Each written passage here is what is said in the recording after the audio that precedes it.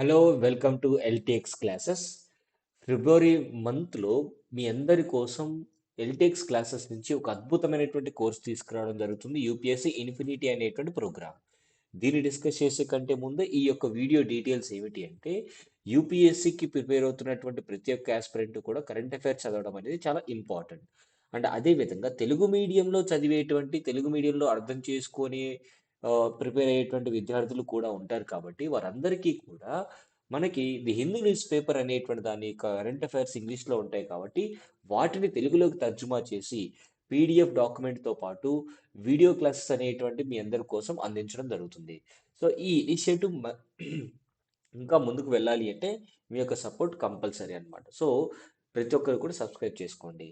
And UPSC infinity అనేటువంటి ప్రోగ్రామ్తో ఎల్టెక్స్ classes మన ఎల్టెక్స్ క్లాసెస్లో జిఎస్ ప్రిలిమ్స్ ప్లస్ మెయిన్స్ కోర్స్తో పాటు ఎన్సీఆర్టీ ఫౌండేషన్ కోర్స్ కూడా ఇందులో భాగమై ఉంటుంది. డైలీ కరెంట్ అఫైర్స్తో పాటు సీసాట్ సెషన్స్ అనేటువంటి ఫుల్ ఫ్లెజ్డ్గా మీకు సీసాట్ పేపర్కి ప్రిపేర్ అయ్యే విధంగా ఉంటుంది. అండ్ టెస్ట్ సిరీస్లలో మనకి గమనించినట్టయితే prelims test series plus mains test series అనేటువంటిది ఆన్సర్ రైటింగ్ ప్రోగ్రామ్స్ అనేటువంటివి ఈ యూపీఎస్సీ ఇన్ఫినిటీలోనే భాగం. ఎవరైనా సరే live and recorded videos access తీసుకోవచ్చు, లేదా ఆఫ్లైన్లో కూడా మీరు ఈ యొక్క కోర్స్ అనేటువంటిది తీసుకోవచ్చు. సో ఆన్లైన్లో కూడా ఈ యొక్క కోర్స్ అనేటువంటిది తీసుకోవచ్చు. ఆన్లైన్లో తీసుకోవాలన్నా ఆఫ్లైన్లో తీసుకోవాలన్నా ఫీజు అనేటువంటిది 64,000. గతంలో ఫీజు అనేటువంటిది 80,000 ఉండేది. 20% డిస్కౌంట్తో 64,000 రూపీస్కి వచ్చింది. And life time validity. So life time validity వల్ల మీకు అడ్వాంటేజ్ ఏంటి అంటే, ఎప్పుడైనా ఏదైనా కాన్సెప్ట్స్ మళ్ళీ మర్చిపోయారంటే విని అర్థం చేసుకునేటువంటి అవకాశం ఉంటుందన్నమాట. నా తెలుగు మీడియం అభ్యర్థులందరికీ కూడా తెలుగు మీడియంలో ప్రత్యేకంగా క్లాసులు నిర్వహించడం జరుగుతుంది. ఆఫ్లైన్ క్లాసెస్ కోసం వైజాగ్ నగరంలో మనకి బ్రాంచ్ ఉంది. అండ్ ఈ యొక్క ఆఫర్ అనేటువంటిది 20% ఫీజు ఆఫర్ అనేటువంటిది 28 ఫిబ్రవరి వరకు మాత్రమే ఉంది. ఫర్దర్ డీటెయిల్స్ కోసం ఈ నెంబర్కి కాల్ చేసి మీరు డీటెయిల్స్ తెలుసుకోవచ్చు. అండ్ ఎల్టీ క్లాసెస్ యాప్ అనేటువంటిది మీరు డౌన్లోడ్ చేసుకొని కూడా క్లాసెస్ యాక్సెస్ తీసుకోవచ్చు అనమాట. నా ఈరోజు కరెంట్ అఫైర్స్లో భాగంగా మనకి మోస్ట్ ఇంపార్టెంట్ ఆర్టికల్ ఏమిటి అంటే, ఐటీ చట్టం కింద ఏఐ లేబులింగ్ నిబంధనలు. ఏంటి ఏఐ లేబులింగ్ నిబంధనలు? ఒకసారి చెప్తాను చూడండి. ఇటీవల కాలంలో ఇటీవల కాలంలో అసలు బ్రహ్మానందం ఏమీ మాట్లాడకపోయినా బ్రహ్మానందానికి సంబంధించినటువంటి ఒక ఏఐ వీడియో వస్తుంది, లేదా కేసీఆర్కి సంబంధించి ఒక ఏఐ వీడియో వస్తుంది, ఏదో ఇన్ఫర్మేషన్ చెప్తారు. ఇప్పుడు ఆ చెప్పిన ఇన్ఫర్మేషను ఆథరైజ్డ్ పర్సన్ చెప్పారా? లేదు, మధ్యవర్తులు అనేటువంటి వారు చెప్తున్నారు.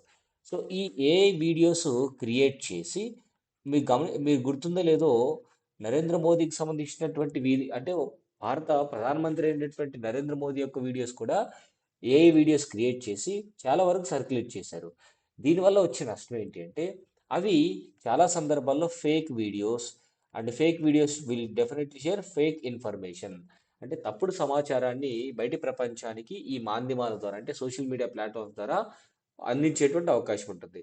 సో దీన్ని దృష్టిలో పెట్టుకొని మనకు కేంద్ర ప్రభుత్వం కొన్ని చట్టాలు తీసుకొచ్చింది, కొన్ని నిబంధనలు తీసుకొచ్చింది. ఏమని? ఎవరైనా ఏ వీడియో క్రియేట్ చేస్తే, ఓకేనండి, ఎవరైనా ఏదైనా వీడియో క్రియేట్ చేస్తే అది ఏ వీడియో అయితే ఏ అనేటువంటి లేబుల్ వేయాలి. అండ్ ఇలాంటి అంశాలు అంటే చట్టవిరుద్ధమైనటువంటి కంటెంట్ ఎవరైనా చేశారనుకోండి, చట్టవిరుద్ధమైనటువంటి కంటెంట్ ఎవరైనా చేస్తే ఆ చేసినటువంటి కంటెంట్ ఫేస్బుక్లోనో వాట్సాప్లోనో లేదంటే యూట్యూబ్లోనో ఎక్కడో మనము అప్లోడ్ చేస్తాం కదా, అది చట్టవిరుద్ధం అని తెలిస్తే ఆ యొక్క వీడియో యొక్క అంశము 3 గంటల లోపు తొలగించాలి. అండ్ ఒకవేళ నగ్నత్వంతో కూడినటువంటి అంటే మనకి ఈ ఆర్టిఫిషియల్ ఇంటెలిజెన్స్ కూడినటువంటి కొంత ఈ పార్న్ రిలేటెడ్ కొంచెం న్యూడ్గా ఉండేటువంటి వీడియోస్ కూడా చేస్తున్నారు కదా. సో అలాంటి వీడియోస్ ఏవైనా ఉన్నట్టయితే సోషల్ మీడియా ప్లాట్ఫామ్స్లో వితిన్ 2 అవర్స్ లోపు తీసేయాలన్నమాట. గతంలో ఈ యొక్క క్లాజ్ అనేది 24 నుంచి 36 గంటల లోపు తీసేయొచ్చు, ఏది చట్టవిరుద్ధమైనటువంటి కంటెంట్ అనేది ఉంటే. కానీ ఇప్పుడు ఏం చేశారు, 3 గంటల్లో తీసేయాలన్నమాట. సో ఇట్లా మార్పులు అనేటువంటి తీసుకొచ్చారు. ఇక్కడ చూడొచ్చు, ఫోటో రియాలిటిక్, నిజమైన చిత్రాలు పోలి ఉండే ఏఐ కంటెంట్ స్పష్టంగా లేబుల్ చేయాలి. ఉదాహరణకి మమతా బెనర్జీ యొక్క ఫోటో పెట్టి ఏఐ కంటెంట్ క్రియేట్ చేస్తారు, నరేంద్ర మోదీ ఫోటో పెట్టి ఏఐ కంటెంట్ క్రియేట్ చేస్తారు. సో దీనివల్ల వచ్చే నష్టం ఏంటంటే, సామాన్య ప్రజలు నిజంగానే వాళ్ళు చెప్తున్నారు మనం వింటున్నాము అనే స్టేజ్కి వెళ్ళిపోతారు అనమాట. సో సోషల్ మీడియా ప్లాట్ఫామ్లు కఠినమైనటువంటి నిబంధనలను పాటించాలని కేంద్ర ప్రభుత్వం ఐటీ శాఖ రూల్స్ ద్వారా వారందరికీ కూడా 2021ని 2021లో తీసుకొచ్చినటువంటి ఐటీ రూల్స్ని సవరిస్తూ ఈ నిబంధనలు అనేటువంటివి 20వ తారీఖు ఫిబ్రవరి నుంచి అమల్లో ఉండాలి అని ఘంటాపథంగా చెప్పింది. కొత్త నిబంధనలు ఏంటి? ప్రధాన అంశాలు ఏంటి? ఏఐతో సృష్టించినటువంటి ఫోటో రియలిస్టిక్ కంటెంట్కు, ఫోటో రియలిస్టిక్ అంటే ఎవరిదైనా ఒక వ్యక్తిది ఫోటో పెట్టి ఆయనే వీడియో చేస్తున్నట్టుగా మనం సృష్టించడం అనమాట. సో ఫోటో రియలిస్టిక్ కంటెంట్కు తప్పనిసరిగా స్పష్టమైన మరియు ప్రముఖమైన లేబులింగ్ ఉండాలి. స్పష్టమైన మరియు ప్రముఖమైనటువంటి లేబులింగ్ ఉండాలి. ఖచ్చితంగా లేబుల్ వేస్తేనే ఓకే ఇది ఫోటో రియలిటిక్ ఏ వీడియో, ఇది ఒరిజినల్ వీడియో కాదు, ఆ వ్యక్తి చేయలేదు, ఇది ఏ వీడియో అని చెప్పుకోవచ్చు. ప్లాట్ఫామ్ల బాధ్యత. ప్లాట్ఫామ్లు అంటే ఇక్కడ ఎవరు? యూట్యూబ్ కావచ్చు, ఇన్స్టాగ్రామ్ కావచ్చు, ఫేస్బుక్ కావచ్చు, ఇట్లా ప్లాట్ఫామ్స్ ఇవన్నీ. ట్విట్టర్ కావచ్చు, వాట్సాప్ కావచ్చు. చట్టవిరుద్ధమైనటువంటి కంటెంట్ అనేటువంటి చేస్తే 3 గంటల్లో తొలగించాలి. నార్మల్గా ఇంతకుముందు ఎట్లా ఉండే? చట్టవిరుద్ధమైనటువంటి వీడియో ఏదైనా పెట్టాడు అంటే 24 నుంచి 36 గంటల లోపు తీసేయాలి. డీప్ ఫేక్ మరియు నగ్నతతో కూడినటువంటి కంటెంట్ 2 గంటల్లో తీసేయాలన్నమాట. అండ్ ఇక్కడ చూడండి, చట్టవిరుద్ధమైనటువంటి చర్యల కోసం రూపొందించినటువంటి కంటెంట్ కూడా ఐటీ నిబంధనల ప్రకారం ఓకేనండి సమాచారం అంటే ఇన్ఫర్మేషన్ గానే పరిగణిస్తారు. చట్టవిరుద్ధమైనటువంటి చర్యల కోసం రూపొందించినటువంటి కంటెంట్ కూడా ఐటీ నిబంధనల ప్రకారం ఇన్ఫర్మేషన్ లాగానే పరిగణించడం జరుగుతుంది.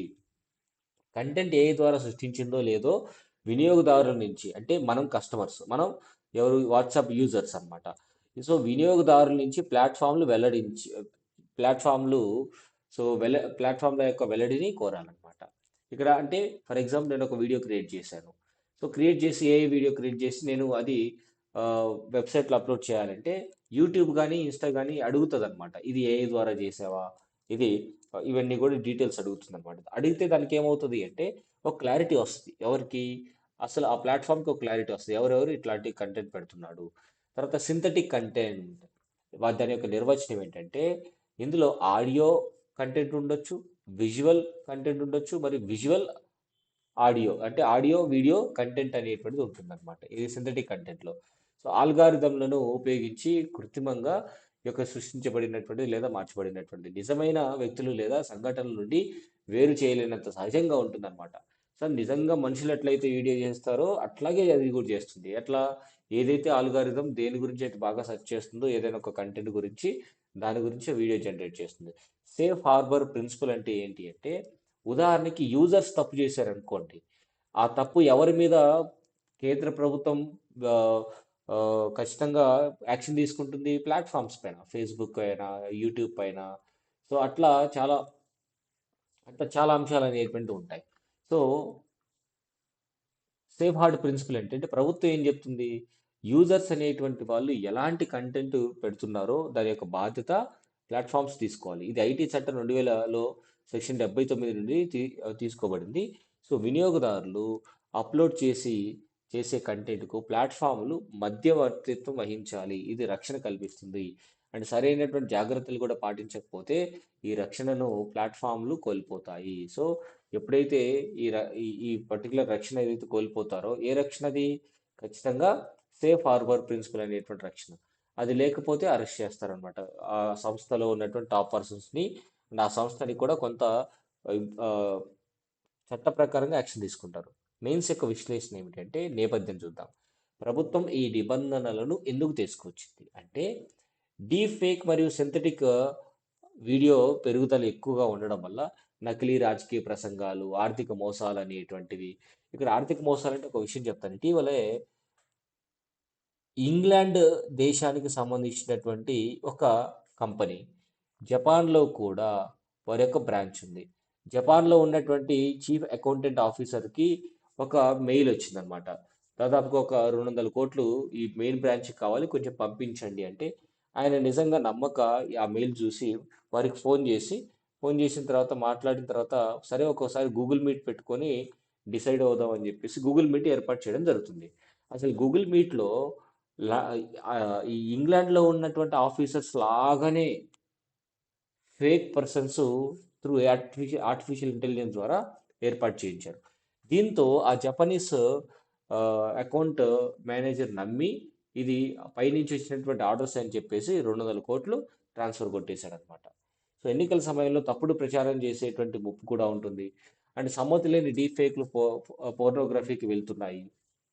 తర్వాత 2029 సార్వత్రిక ఎన్నికల సన్నద్ధత మరియు సరైన నియంత్రణ లేకుండా వేగంగా విస్తరిస్తుంది అని చెప్తున్నారు ఇక్కడ. కీలకమైనటువంటి పాలనాపరమైన అంశాలు ఏంటి అంటే ఎమర్జింగ్ టెక్నాలజీస్ నియంత్రణ. చట్టం కంటే వేగంగా అభివృద్ధి చెందుతుంది. అందుకే ప్రభుత్వం రియాక్టివ్ జరిగిన తర్వాత స్పందించడం కంటే ఎక్సాక్టివ్ ఎక్స్ ఎక్స్ యాంటీ అంటే ముందుగానే లేదా ప్రోయాక్టివ్ అనొచ్చు. ముందుగానే నియంత్రించడం ఆ మోడల్ని అనుసరిస్తుంది. అంటే ఏదైనా జరిగిన తర్వాత పోయి అక్కడికి వెళ్ళి పోలీసోళ్ళు లేదా ఇంకోటి ఇంకోటి చేయడం కంటే క్రైమ్ జరగక ముందే ఐ మీన్ జరగకుండా ఉండడానికి జాగ్రత్త పడాలన్నమాట. ప్లాట్ఫామ్ యొక్క జవాబుదారీతనం ఏంటంటే ఏఐ కంటెంట్ని లేబుల్ చేయడంలో విఫలమైతే ప్లాట్ఫామ్లు ఈ సేఫ్ హార్బర్ ప్రిన్సిపల్ని కోల్పోతారనమాట. సో రక్షణను కోల్పోతాయి, చట్టపరమైనటువంటి బాధ్యతలు ఎదుర్కోవాల్సి ఉంటుంది. ఇది భారతదేశాన్ని తటస్థ మధ్యవర్తి అండ్ అదేవిధంగా జవాబుదారీ మధ్యవర్తి మోడల్ వైపు వెళ్తుంది అనమాట. అంటే it is now on the platforms, ఎవరు ఏం చేస్తున్నారు, ఎలాంటి వీడియోస్ అప్లోడ్ చేస్తున్నారు. సో అభిప్రాయ స్వేచ్ఛ మరియు నియంత్రణ. ప్లాట్ఫామ్లు అతిగా సెన్సార్షిప్ చేస్తున్నాయనేటువంటి ఆందోళన ఉన్నప్పటికీ ప్రజాశాంతి మరియు వ్యక్తిగత గౌరవాన్ని కాపాడుకోవడానికి ఇది అవసరమైనటువంటి ప్రభుత్వం, అంటే ఇది అవసరమని ప్రభుత్వం పేర్కొంది అనమాట. నైతికత మరియు సాంకేతిక కోణాలు ఏంటి అంటే ఎక్కువ ఇన్ఫర్మేషన్ అనేది ప్రతి ఒక్కరికి ఎక్కువ వెళ్ళిపోతుంది. సో ఇన్ఫర్మేషన్ వార్ఫేర్ అయిపోతుంది అనమాట. పారదర్శకత, వాటర్ మార్కింగ్ ఇలాంటివి లేబులింగ్ అన్ని వేస్తే ఎవరు ఖచ్చితంగా ఆ వీడియో తీసి లేదా తయారు చేసి పెట్టారో తెలుస్తుంది. పరిపాలన పరమైనటువంటి మార్పులు ఏంటంటే గతంలో ప్రతి రాష్ట్రానికి ఒక అధికారి మాత్రమే ఉండేవాడు. ఇప్పుడు రాష్ట్రాల బహుళ అధికారాలు, మల్టిపుల్ ఆఫీసర్స్ నియమించుకోవచ్చు. సో దీనివల్ల పెద్ద రాష్ట్రాల ఫిర్యాదులపై వేగంగా స్పందించడం సాధ్యమవుతుందన్నమాట. ఇది చాలా ఇంపార్టెంట్. అంటే ఎక్కువ మంది ఆఫీసర్స్ని అపాయింట్ చేసుకుంటే కేసెస్ త్వరగా సాల్వ్ చేసుకోవచ్చు.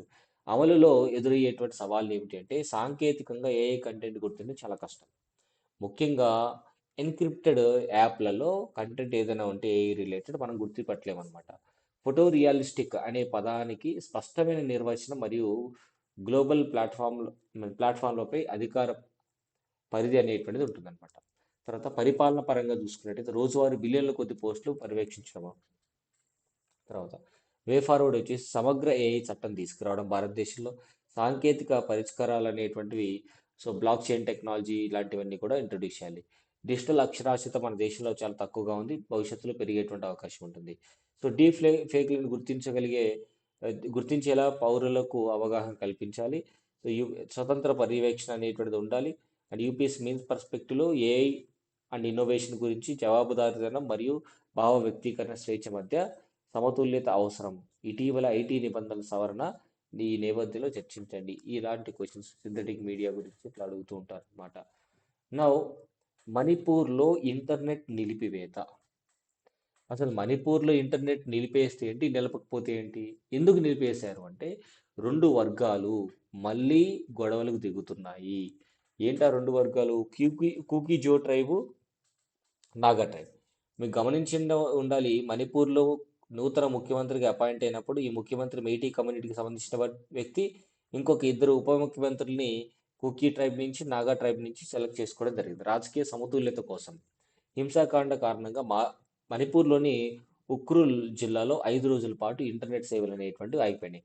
ఎప్పుడైతే ఇంటర్నెట్ సేవలు ఆగిపోతాయో సాధారణ వ్యక్తులు ఎవరు కూడా ఇంటర్నెట్ యాక్సెస్ రాదు. ఈ ఇంటర్నెట్ యాక్సెస్ రాకపోవడం వల్ల చాలా పనులు డిలే అవుతాయి. ఈ గిగ్ వర్కర్స్ ఎవరైతే ఉంటారో వారు ఇంటర్నెట్ పైన ఆధారపడి ఉంటారనమాట. సో ఈ ఆర్డర్స్ అనేటువంటి ప్లేస్ చేయడానికి మీ దగ్గర నెట్ లేదు, ఎట్లా ప్లేస్ చేస్తారు?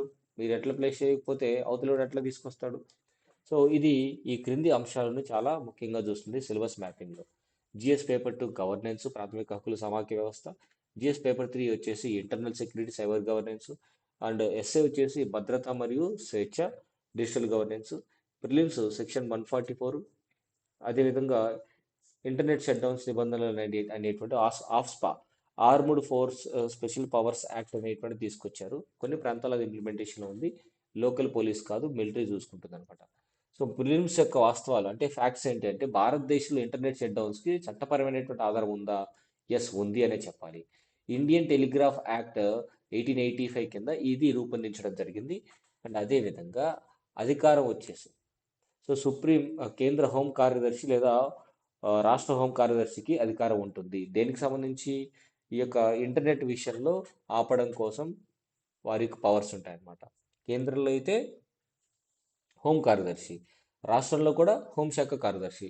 సందర్భాలు వచ్చేసి పబ్లిక్ ఎమర్జెన్సీ, ప్రజా అత్యవసర పరిస్థితి లేదా పబ్లిక్ సేఫ్టీ, ఇలాంటి పరిస్థితుల్లో మనకి ఆ, ఇంటర్నెట్ సేవలు అనేటువంటి ఆపేయచ్చు అనమాట.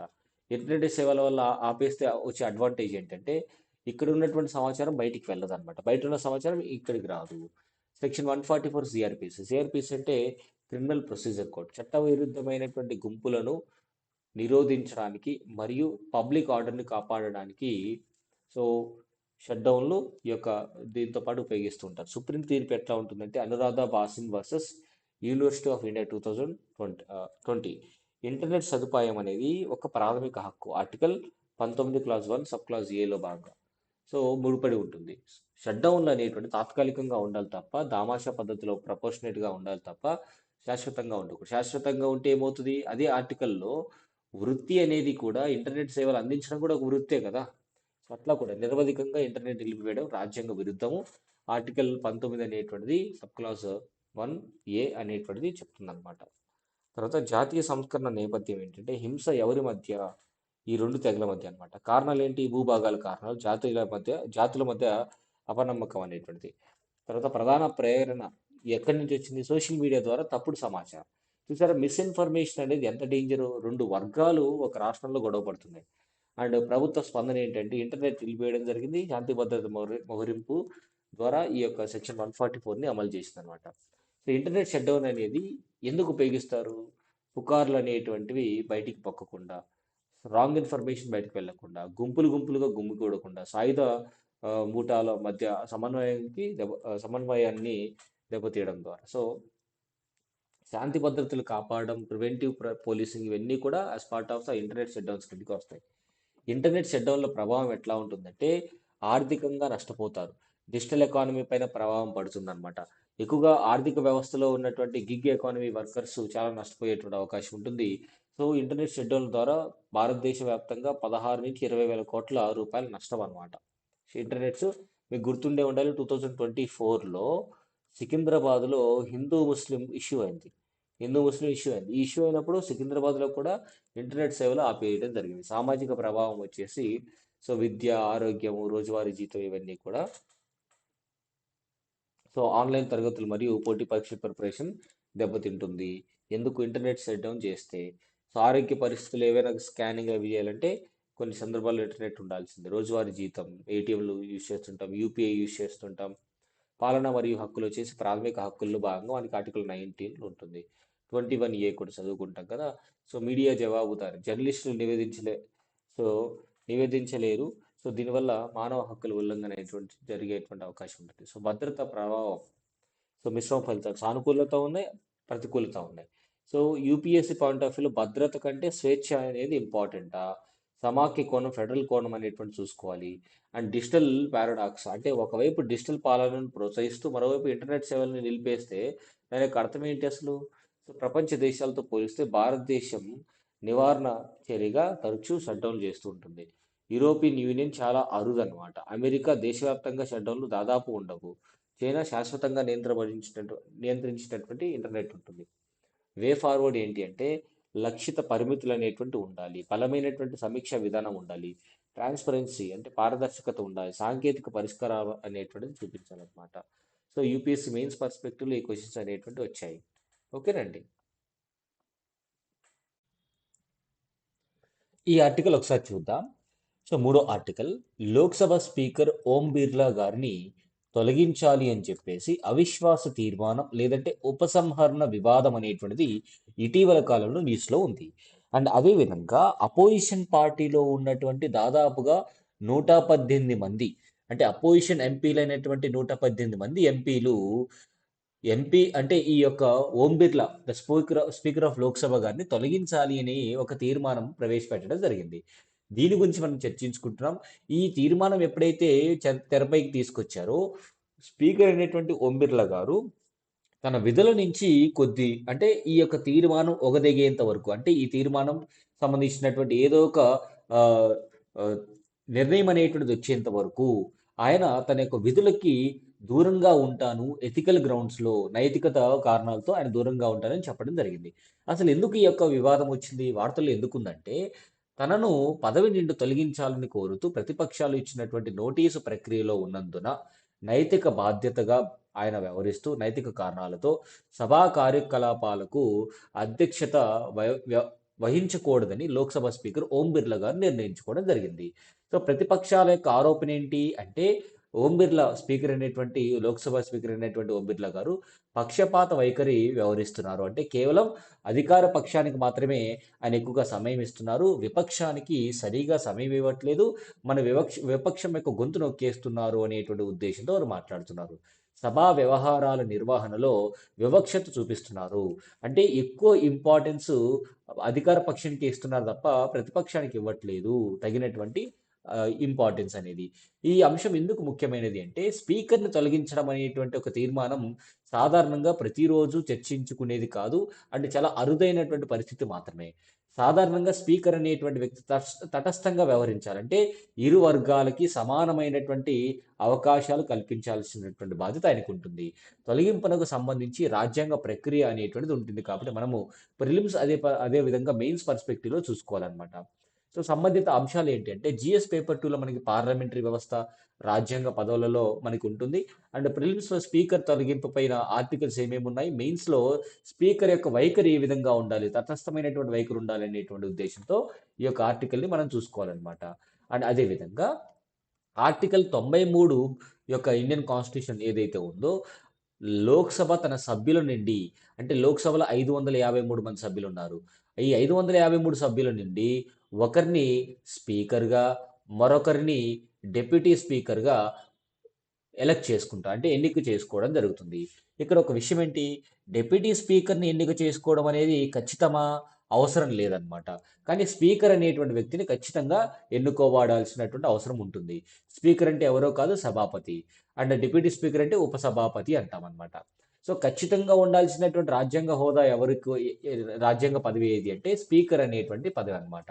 స్పీకర్ యొక్క పాత్ర ఏ విధంగా ఉంటుంది అంటే స్పీకర్ యొక్క పాత్ర ఏ విధంగా ఉండాలి లేదా ఉంటుంది అంటే, లోక్‌సభ అధ్యక్షత అధికారిగా అంటే ప్రిసైడింగ్ ఆఫీసర్‌గా స్పీకర్ ఉంటారనమాట.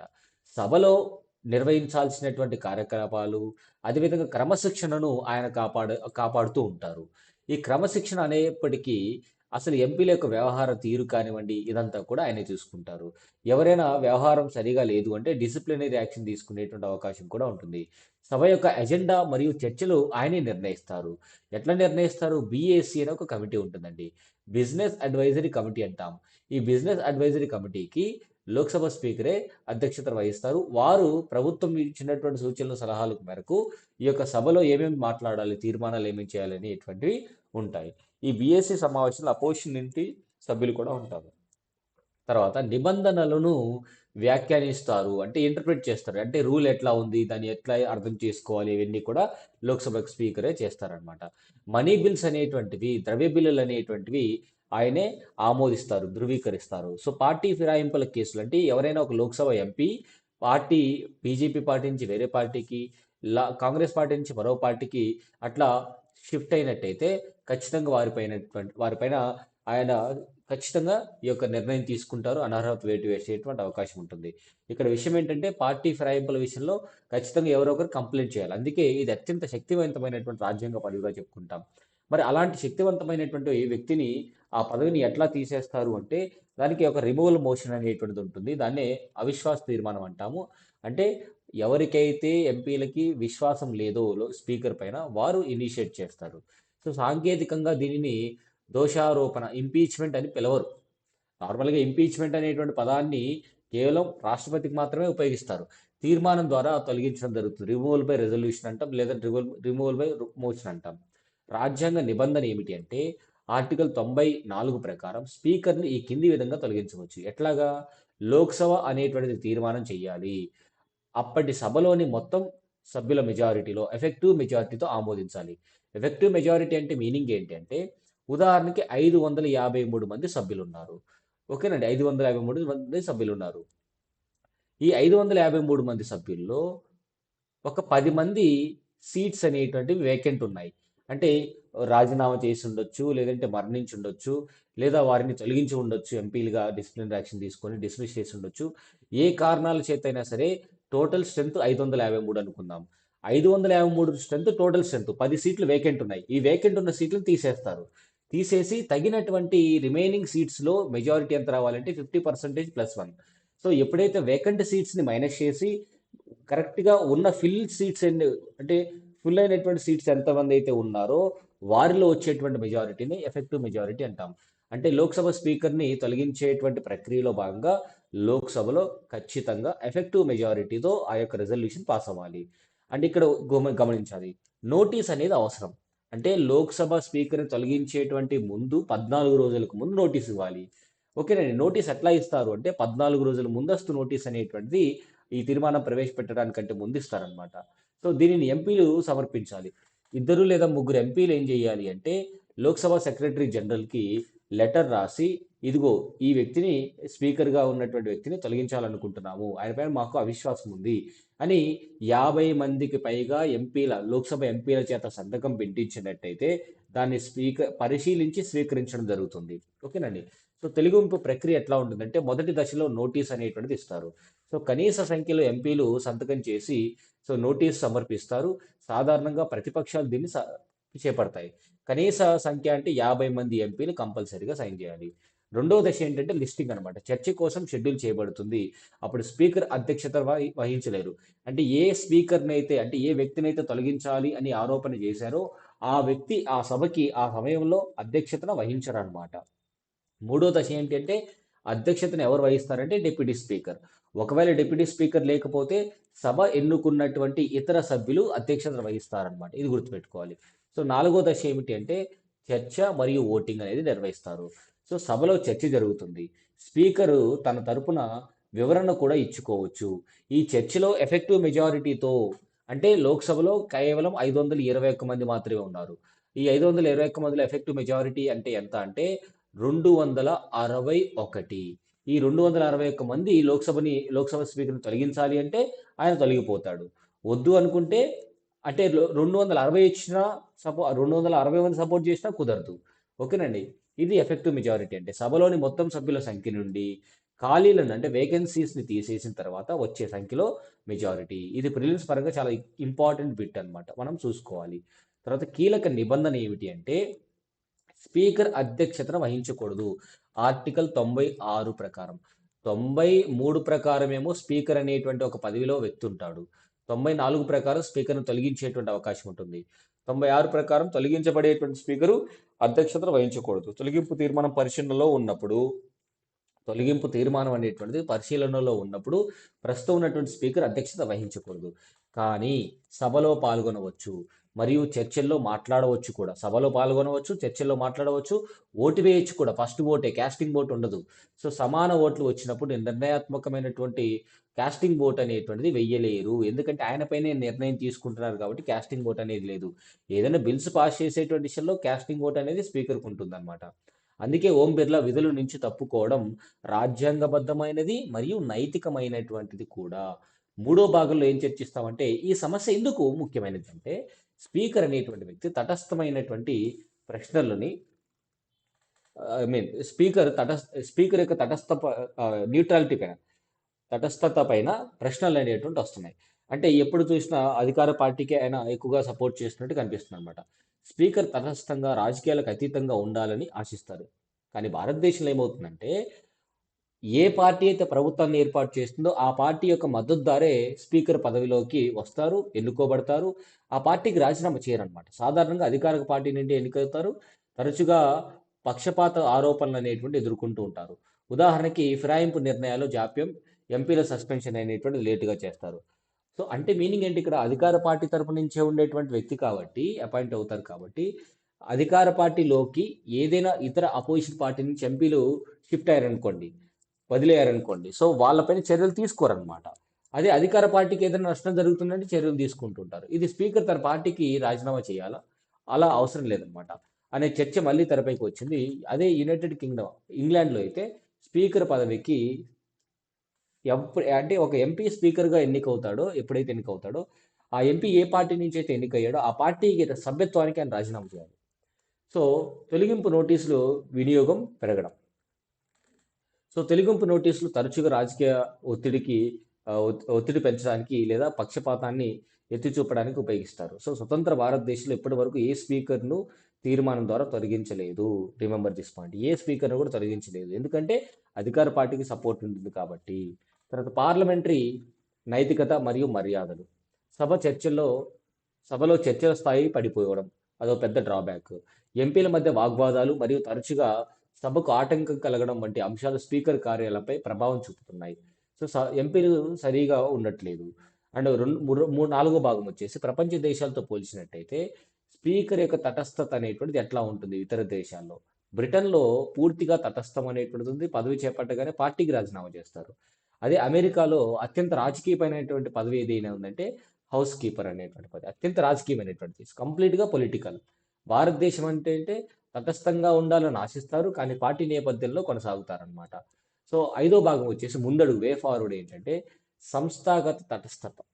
బ్రిటన్ తరహాలో ఎన్నికైనటువంటి తర్వాత స్పీకర్ పార్టీకి రాజీనామా చేస్తే ఆ అలాంటి ఆచారాన్ని మనం తీసుకురావాలి. స్వతంత్ర ట్రైబ్యునల్, పార్టీ ఫిరాయింపులు మరియు అనర్హత వేటి నిర్ణయాల కోసం స్వతంత్ర సంస్థ ఏర్పాటు చేయాలి. సుప్రీంకోర్టు కూడా సూచించిందనమాట. స్పీకర్ చేతిలో ఉంటే ఏమవుతుంది, అధికార పార్టీకి సపోర్ట్ చేసే విధంగా నిర్ణయాలు తీసుకుంటున్నారు. ఒక్కోసారి నిర్ణయం తీసుకోకపోవడం వల్ల అధికార పార్టీకి సపోర్ట్ అవుతుందన్నమాట. నిబంధనల క్రోడీకరణ, రేషనలైజేషన్ ఆఫ్ రూల్స్ అంటాం. స్పీకర్ నిర్ణయాలకు కాలపరిమితి ఉండాలి ఖచ్చితంగా. పార్లమెంటరీ ఎథిక్స్ ఏంటంటే ఎంపీల ప్రవర్తన నియమావళి బలోపేతం చేయాలి. ప్రిలిమ్స్కి క్విక్ రివిజన్ ఏంటి అంటే 93 ఆర్టికల్ ఏం చెప్తుంది, స్పీకర్ మరియు డిప్యూటీ స్పీకర్ యొక్క నియామకం గురించి.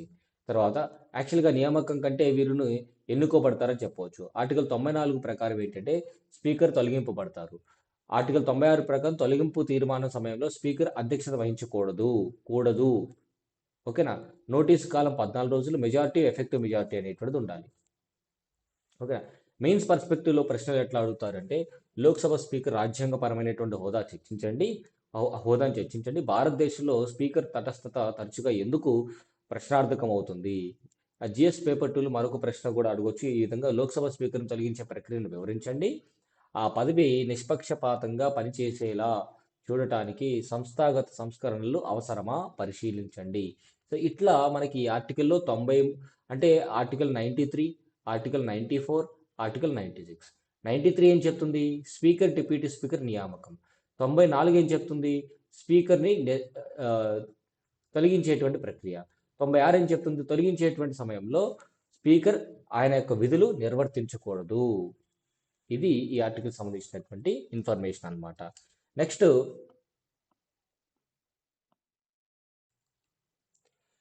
ఆర్టికల్ వచ్చేసి వాతావరణ మార్పు మరియు ప్రకృతి యొక్క పర్యావరణ వర్ణ మార్పు. సో ఇక్కడ వర్ణ మార్పు అనగానే మనం ఏం అర్థం చేసుకోవాలి అంటే కలర్ అనేటువంటిది చేంజ్ అవుతూ ఉంటుంది. ఏం కలర్ చేంజ్ అవుతూ ఉంటుంది? ఫర్ ఎగ్జాంపుల్ మనకి సముద్రం, సీ ఉంది, లేదా ఓషియన్ అంటాం. తర్వాత ఫారెస్ట్ గ్రీన్గా ఉంటుంది, సముద్రం బ్లూయిష్ కలర్లో ఉంటుంది.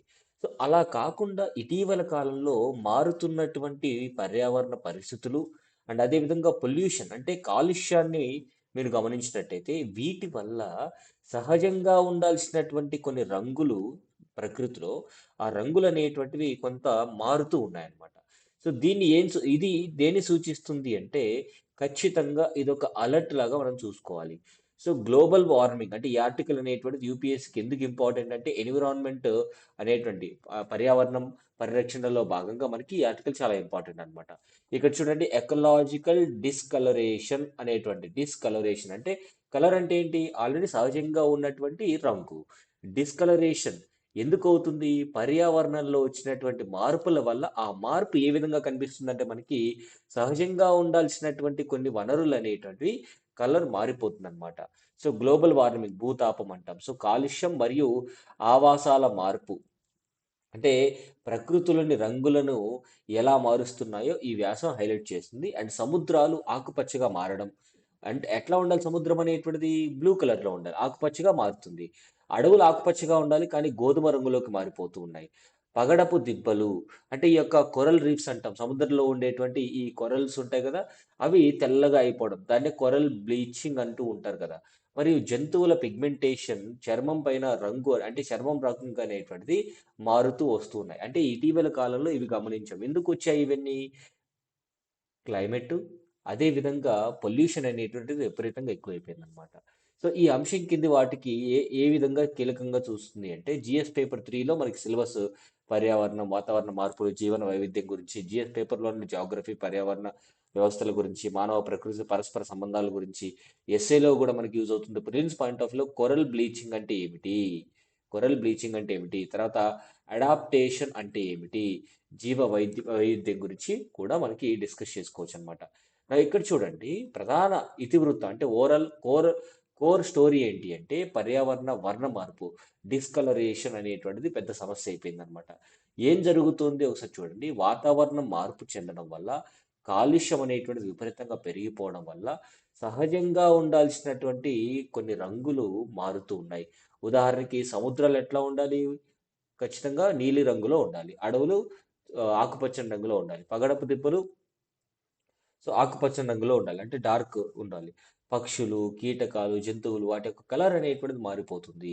ఈ రంగు అనేది మారడం వల్ల దేనిని సూచిస్తున్నాయంటే ఎకలాజికల్ స్ట్రెస్ పర్యావరణాల్లో ఒత్తిడి ఎక్కువైపోయింది. హ్యాబిటాట్ చేంజ్ అంటే నివాసాలు లేదా ఆవాసాలు అనేటువంటివి మారుతూ వచ్చాయన్నమాట. అదే విధంగా పరిణామక్రమ అనుకూలనం ఎవల్యూషనరీ అడాప్టేషన్ అంటే ఇక్కడ మనం చూసుకోవచ్చు. Evolutionary adaptation. తర్వాత ఈ ఆర్టికల్ మొత్తాన్ని కూడా మనము కొన్ని భాగాలుగా విభజించుకొని కీలక శాస్త్రీయ అన్వేషణ, కీలక శాస్త్రీయ అన్వేషణ ఓవరాల్‌గా సైంటిఫిక్ ఎలా ప్రూవ్ చేయొచ్చు? ఇవన్నీ కలర్స్ మారుతున్నట్టు ఎట్లా తెలుసుకోవచ్చు అంటే ఆకుపచ్చగా మారుతున్నటువంటి సముద్రాలు. So, turning into greener. ఓకేనా. కారణం ఏంటి అంటే ఫైటోప్లాంక్టన్ మరియు ఆల్గా పాచి యొక్క పెరుగుదల ఎక్కువైపోతుంది. అంటే ఫైటోప్లాంక్టన్ అంటే ఫిష్ తినేటువంటి చేపలు తినేటువంటి ఆహారం కదా ఇదంతా కూడా ఆల్గే ఇదంతా కూడా. సో, పోషక కాలుష్యము, అదేవిధంగా వేడెక్కుతున్న నీరు. సో, దీనివల్ల ఈ యొక్క నీళ్ళు అనేటువంటిది నీళ్ళల్లో ఎక్కువ పాచి అనేటువంటిది పేరుకుపోవడం వల్ల నీలి రంగులో ఉండాల్సినటువంటి సముద్రము ఆకుపచ్చ రంగులో మారిపోతుంది. ప్రభావం అంటే ఇవి రంగు మారడం వల్ల వచ్చే పర్యవసానాలు ఏంటి అంటే కాంతి చొచ్చుకుపోయే సామర్థ్యం తగ్గుతుంది. అంటే సూర్యకాంతి అనేటువంటిది నీళ్ళలోకి వెళ్ళదు. ఎప్పుడైతే సూర్యకాంతి నీళ్ళలోకి వెళ్ళదో ఆక్సిజన్ పీల్చుకునేటువంటి అవకాశం తక్కువైపోతుంది. అంటే ఆక్సిజన్ క్షీణిస్తుందనమాట. సో, సముద్ర పర్యావరణ వ్యవస్థలో అసమతుల్ ఆహ్, అసమతుల్యత అంటే ఇన్‌ఈక్వాలిటీ అనేటువంటిది ఉంటుంది. సో, యూపీఎస్సీ పాయింట్ ఆఫ్ వ్యూలో ఓషన్ గ్రీనింగ్. ఓషన్ గ్రీనింగ్ అంటే ఏం లేదండి. సముద్రంలో ఫైటోప్లాంక్టన్ మరియు ఆల్గల్ బ్లూమ్స్ అనేటువంటివి పాచి ఎక్కువగా పేరుకుపోవడం వల్ల బ్లూ కలర్‌లో ఉండాల్సినటువంటి సముద్రం గ్రీన్ కలర్‌లో అయిపోతుంది. పగడపు దిబ్బలు అంటే మనకి కోరల్ బ్లీచింగ్ అంటాం. కోరల్స్ అంటే ఏమీ లేదండి. పాలిప్స్ అనేటువంటి ఒక లివింగ్ ఆర్గానిజమ్స్ ఉంటాయి. అవి చనిపోయిన తర్వాత వాటి యొక్క వర్టిబ్రేట్స్ అన్నీ కూడా ఫార్మ్ అయిపోయి ఒక చోట ఒక ఒక ప్రదేశంలాగా ఏర్పడుతుంది. దాన్నే కొరల్ ఐలాండ్స్ అంటాం. అంటే దీవులు కూడా ఏర్పడతాయి ఈ కొరల్స్‌తో. సో, ఆ దీవులన్నీ కూడా మెల్లిగా వాష్ ఔట్ అయిపోతూ ఉన్నాయన్నమాట. ఎందుకు? పెరుగుతున్నటువంటి సముద్రపు ఉష్ణోగ్రతల వల్ల ఏమవుతుంది అంటే, నీరు వేడెక్కడం వల్ల ఈ కొరల్స్ అనేటువంటివి అంతరించిపోతున్నాయి. సముద్ర ఆమ్లీకరణ అంటే ఓషన్ వాటర్ అనేది ఎసిడిఫికేషన్ అయిపోతూ ఉండడం. అదేవిధంగా కాలుష్యం పెరుగుతూ ఉండడం. ఒత్తిడికి గురైనప్పుడు ఏం చేయాలి? పగడాలు తమపై ఉండే సహజీవ ఆల్గేలను అంటే జూజాంతల్లే బయటకు పంపేస్తాయి. సో, రంగు కోల్పోయి తెల్లగా మారిపోతాయి. ఇది పగడాల మరణానికి దారితీస్తుంది. సో, జూజాంతలే అనేటువంటిది ఒక ప్రధానమైనటువంటి ఇది కాబట్టి అంటే జీవన ఆల్గేను బయటికి పంపేస్తుంది కాబట్టి రంగు కోల్పోతుంది. రంగు కోల్పోతే మరణానికి దారితీస్తుంది. ప్రభావితమైనటువంటి భారతీయ ప్రాంతాలు ఏమిటి అంటే భారతదేశంలో ఈ యొక్క కొరల్ బ్లీచింగ్ అనేటువంటిది ఎక్కడ ఎక్కువగా జరుగుతుంది అంటే గల్ఫ్ ఆఫ్ మన్నార్ అంటే గుజరాత్ ప్రాంతం. లక్షద్వీప్ మీ అందరికి తెలుసు. అండమాన్ అండ్ నికోబార్ ఐలాండ్స్‌లో తర్వాత గల్ఫ్ ఆఫ్ కచ్ ప్రాంతంలో కూడా ఎక్కువగా ఈ యొక్క కొరల్ బ్లీచింగ్ అనేది జరుగుతుంది. గోధుమ రంగులో అడవులు అనేటువంటివి ఎందుకు మారుతున్నాయి? కారణాలు ఏంటి అంటే అడవుల్ని ఎక్కువగా నిర్మూలిస్తున్నారు. అంటే డీఫారెస్టేషన్ చేస్తున్నారు. ఉష్ణ ఒత్తిడి అంటే హీట్ ఎక్కువగా జనరేట్ అవుతుంది అడవుల్లో కూడా. తర్వాత కరువు మరియు కాలుష్యం వల్ల అడవులు అంతరించిపోతున్నాయి. ఉదాహరణకి అమెజాన్ రెయిన్ ఫారెస్ట్ రంగుగల అంటే ఈ రెయిన్ ఫారెస్ట్‌లో రంగురంగులు గల సీతాకోకల చిలుకలు ఉండేవి. ఆ యొక్క సంఖ్య బాగా తగ్గుతూ వస్తుంది. ఓకేనండి. తర్వాత మొక్కల పిగ్మెంటేషన్‌లో మార్పులు. సో, ఇది దేనిని సూచిస్తుందంటే పర్యావరణ వ్యవస్థ క్షీణత అంటే ఎకోసిస్టమ్ డిగ్రేడేషన్ అంటాం. తర్వాత రెండో భాగం వచ్చేసి మీరు గమనించండి ఇక్కడ జీవన వైవిధ్యంపై ప్రభావం. జీవన వైవిధ్యం అంటే ఏంటి? పరస్పరం ఒకరికొకరు సహకరించుకుంటూ బ్రతకాలన్నమాట ప్రతి ఒక్క జీవి కూడా. సో, పక్షులు.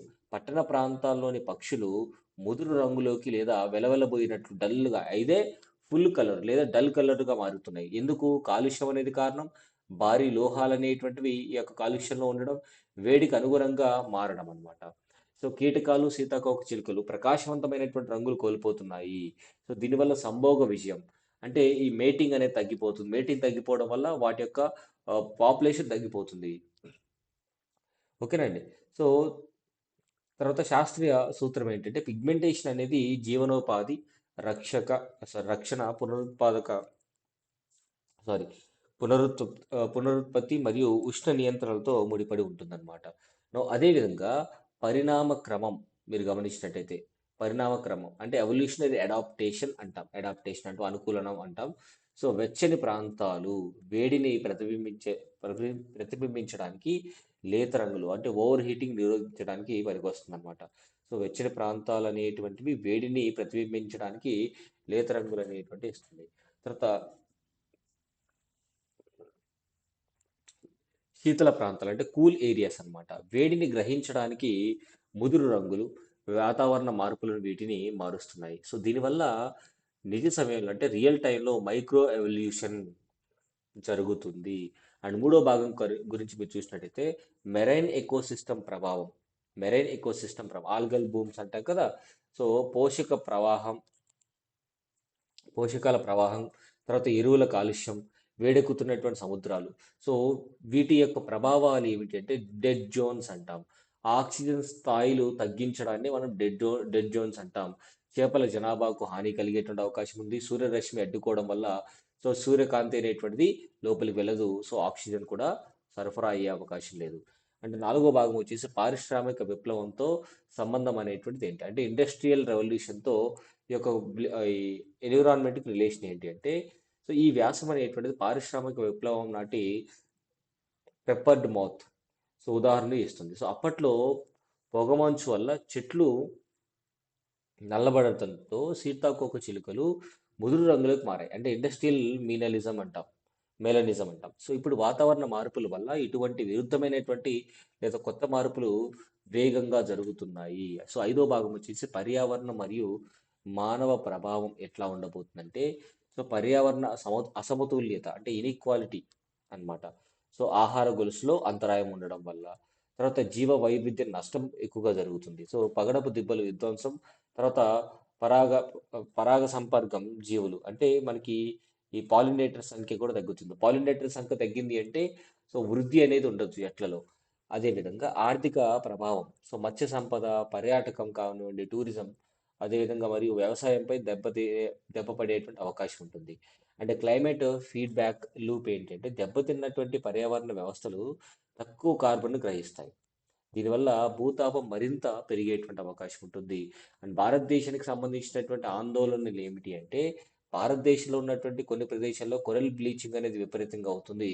సో, భారతీయ జిల్లాల్లో పదే పదే జలాల్లో జరుగుతున్నటువంటి మోస్ట్ ఇంపార్టెంట్ కాలుష్యానికి సంబంధించినటువంటిది ఏంటంటే కొరల్ బ్లీచింగ్. అంటే అంతా వాష్ ఔట్ అయిపోతుంది. సో, పట్టణ కాలుష్యం వల్ల పక్షుల రంగులు మారడం మరియు పరాగ సంపర్క కీటకాలు తగ్గడం వల్ల అది కూడా ఒక మేజర్ డ్రాబ్యాక్. తర్వాత తీర ప్రాంత పర్యావరణ వ్యవస్థల్లో మాంగ్రూవ్ ఒత్తిడి. సో, మ్యాంగ్రూవ్స్ అంటే ఏం లేదండి మడ అడవులు అంటాం. ఎక్కడైతే నది మరియు సముద్రం అనేటువంటిది కలుస్తుందో ఆ ప్రాంతాల్లో అడవులు ఏర్పడతాయి. వాటినే మ్యాంగ్రూవ్స్ అంటాం. హిమాలయాల్లో జాతులు పైకి వలస వెళ్ళడం. హిమాలయాల్లో జాతులు పైకి వలస వెళ్ళడం అంటే అధిక ఎత్తుకు వలస వెళ్ళేటువంటి అవకాశం ఉంటుంది. సో, మనకు కనిపించవు. తర్వాత ఏడో భాగం వచ్చేసి పాలన మరియు విధానపరమైనటువంటి అంశాలు ఏమిటి అంటే అంతర్జాతీయ ఒప్పందాలు మీరు చూసుకున్నట్టయితే convention on biological diversity, Paris ఒప్పందం కానివ్వండి 2015, సస్టైనబుల్ డెవలప్మెంట్ గోల్స్ కావచ్చు. వీటన్నిటికి కూడా విధానపరమైనటువంటి మార్పులు తీసుకురావాలి. అంటే పర్యావరణంలో ఇంత జరుగుతూ ఉన్న సందర్భంలో కూడా అంతర్జాతీయ ఒప్పందాలు అనేటువంటివి ఇంకా పకడ్బందీగా ప్లాన్ చేయాలి. ఇంప్లిమెంటేషన్ కూడా చేయాలి. భారత ప్రభుత్వ చర్యలు ఎట్లా ఉన్నాయి అంటే national action plan on climate change NAPCC అదొకటి. తర్వాత తీర నియంత్రణ మండలి. దీన్నే కోస్టల్ రెగ్యులేటరీ జోన్స్ అంటాం. తర్వాత ప్రాజెక్ట్ మ్యాంగ్రూవ్స్ అని, తర్వాత నేషనల్ బయోడైవర్సిటీ మిషన్ ఇలాంటివి తీసుకొచ్చి మనకి భారతదేశంలో అడవుల్ని పెంచుతున్నారు, కాలుష్యాన్ని తగ్గిస్తున్నారు. వే ఫార్వర్డ్ ఏంటంటే ఉద్గారాల తగ్గింపు అంటే కార్బన్ డైఆక్సైడ్ ఎమిషన్స్ తగ్గించడం, పర్యావరణ పునరుద్ధరణ. సో పగడపు దిబ్బలు వాటిని మళ్ళీ రీస్టోర్ చేయాలి, అడవుల్ని బాగా పెంచాలి, కాలుష్యాన్ని నియంత్రించాలి, వ్యవసాయం నుండి ఎరువుల ప్రవాహాన్ని అడ్డుకోవడం. తర్వాత శాస్త్రీయ పర్యవేక్షణ శాటిలైట్ ద్వారా శాటిలైట్ ద్వారా పర్యావరణ వ్యవస్థలని గమనించడం. తర్వాత యూపీఎస్సీ మెయిన్స్లో ఎట్లా అడుగుతారు ఈ యొక్క కంటెంట్కి సంబంధించినటువంటి ప్రశ్నలు అంటే జిఎస్ పేపర్ 3లో వాతావరణ మార్పు ఉష్ణోగ్రతలను మాత్రమే కాకుండా జాతులు మరియు పర్యావరణ వ్యవస్థల జీవ లక్షణాలను కూడా మారుస్తుంది, చర్చించండి. జిఎస్ పేపర్ 3లో మెరైన్ మరియు భూ సంబంధమైనటువంటి జీవ వైవిధ్యాలపై గ్లోబల్ వార్మింగ్ మరియు ఈ యొక్క కాలుష్యం యొక్క ప్రభావాన్ని విశ్లేషించండి. ఇది ప్రశ్న అన్నమాట. సో దీంతో మనకి ఈ రోజుకి సంబంధించినటువంటి కరెంట్ అఫైర్స్ కంప్లీట్ అయిపోయినాయి.